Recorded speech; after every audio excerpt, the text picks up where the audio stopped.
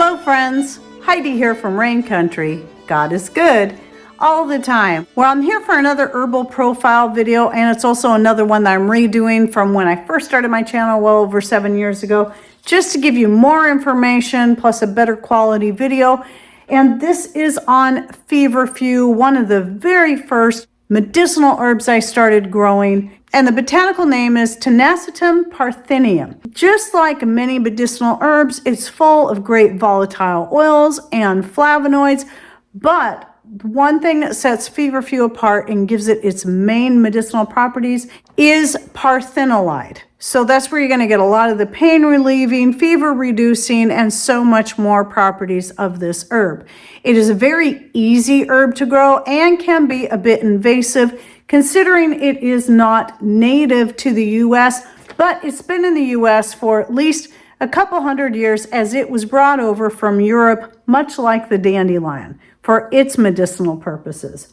I'll go ahead and share the number one way I use it and the reason I started growing it in the first place. When I decided to start growing medicinal herbs, I started looking up the things that were best for various things, such as me, I used to get headaches on a regular basis, usually as a result of stress, and Feverfew was the number one thing that I came across. Though migraines are not common for me, in fact, I don't recall if I've ever had one, but headaches, especially just minor annoying headaches that can kind of impede my ability to work with my dance students when I was teaching and other things, those were the things I dealt with most.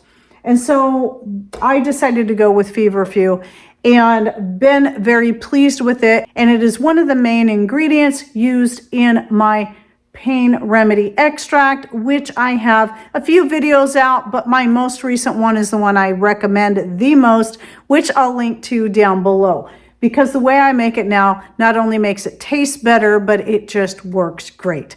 And so check out that video if you're interested. But yes, Feverfew being one of the main ingredients. Now, the reason I say about tasting better is it is also one of the most bitter herbs out there. When I first started growing it, I decided to eat a leaf right off the plant. And at that moment, I was like, this is so bitter, I'm never doing this again. Well, the funny thing is every time I do have Feverfew growing in fresh and I do need it to help with pain, I eat it fresh. If it's there, I eat it fresh. I only take the extract if I don't have any already growing. And typically I'll still combine it. So if I have it growing fresh along with some of my other favorite pain remedy herbs, such as valerian leaf and catmint leaf, then I'll actually pick all three of those and eat them together. Not the best tasting thing for certain, but it does work great for all kinds of aches and pains throughout the body. So that is the number one thing I use Feverfew for. But in doing further research again, so that I could put together a brand new video, I was actually surprised at the many more benefits I found. Now, I knew it was really great for digestive health, which I have actually also used it if I've had a stomach ache or any kind of digestive issue, especially fresh. I find it best when it's fresh, but I won't drink it as a tea because it is so bitter. But to eat it fresh or even take it in its tincture form is good to help with stomach issues. But aside from that, I learned so much more this time around than I knew before.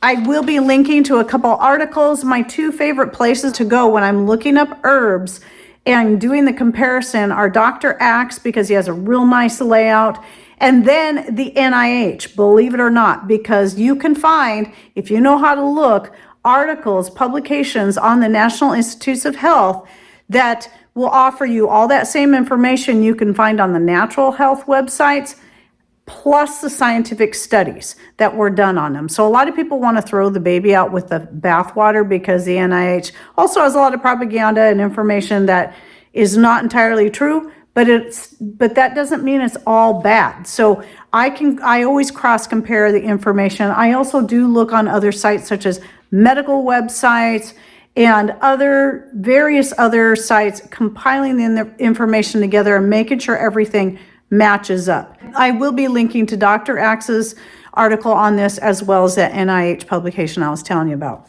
So let's talk about these benefits. Now, I already talked about headaches, but Feverfew is one of the most common ones when it comes to a natural remedy recommended for those with migraines. Now, I'm not going to claim that it works for everybody for migraines because there's no one herb that works for everybody for everything. So a lot of people do find it very effective. If you don't find it effective, then continue looking. There is an herb out there that should help you. It's also very helpful at relieving anxiety and stress. It is a natural anti-inflammatory and, as I mentioned, fever reducer, which is where it gets its name, Feverfew. It's also helpful at dealing with menstrual pain and other such symptoms such as bloating, mood swings, and excessive bleeding. It can actually help boost the appetite, which would coincide with its effects on the digestive system. So it's one of those things, usually anything bitter, this applies to dandelion root, dandelion leaf, and more. When it comes to helping with your digestive health in general, taking these herbs just before you sit down to eat a meal can very much help, but will also help increase the appetite if you're one that needs that. But I wouldn't be afraid of it if you're one that is wanting to decrease your appetite. I wouldn't be afraid of it in that way either. Some other things that surprised me is that it's good for respiratory health. That was a surprise to me, as well as heart health and various skin issues, such as insect bites and psoriasis. That surprised me. So very cool. I'm always so excited when I find an herb I've been using specifically for one or two different things has so many more benefits I hadn't considered before. It can be helpful with infertility and rheumatoid arthritis, obviously, because it is an anti-inflammatory that also helps to reduce pain. And back to the respiratory health, it's good for alleviating the symptoms of allergies and asthma. It's also helpful in dealing with tinnitus, dizziness, nausea, vomiting. It is an anti-cancer herb, another surprising fact I came across, which I believe I found that one on the NIH, believe it or not. And it helps to prevent blood clots. When it comes to early antigen activity, it is anti-Epstein-Barr virus. So very good to know, especially with what's going on currently and certain viruses that are activating the Epstein-Barr virus, also known as EBV. And that's where we get what I call an inappropriate name, where they call it the long C. Well, it's actually Epstein-Barr, which is being activated in your system or reactivated. If you were sick with it before, then it will be reactivated.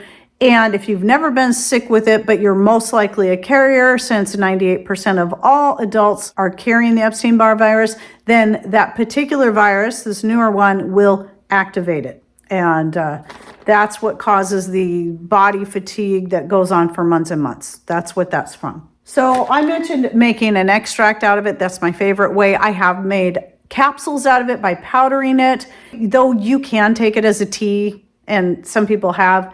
You'd have to do quite a bit to it to make it where you can get past that bitter taste. I'm not one that likes to prolong the taste of something that's really bitter or just nasty, such as I don't like the taste of ginkgo biloba. I've tried to use that as a tea. Blah, did not like it. So in that case, that's something you can encapsulate, tincture, get it over with a lot quicker, or even like with the ginkgo biloba, I'm actually starting to just take it dry. I hate making capsules. I've done it. I have videos on making capsules, but the capsules cost money and take time, where you can actually just take a pinch of an herb and maybe chew on it and then just wash it down with something like tea, juice, coffee, water, whatever suits you. But obviously, like with any medicinal herbs, there's always going to be things that you have to watch out for. It is in the Astraceae family, which means if you have any ragweed allergies, this might not be the choice for you. But keep in mind, the Astraceae family is the biggest flower family. Echinacea falls in that, so does dandelion, sunflower, and much more. And because of its, it can help prevent blood clots, well, then this should not be taken with any medication that is blood thinning or antiplatelet or even ginkgo biloba. You shouldn't take the two together because they both have that characteristic where they can help prevent blood clots, but there's times where you need your blood to clot. And I did come across for the first time that they don't recommend it for children under the age of 2, which I think getting them to take it in the first place would be pretty difficult because it tastes so bad. But like I said, my pain extract, I have found a way to make it tolerable. So it's not such a horrible experience to take it. So you can check that video out, which I'll be linking to in the description box down below. If you're following me on either Rumble or YouTube, I do have playlists on herbs on both sites. So where I do the profile, so I'll be linking to both the YouTube and the Rumble playlist.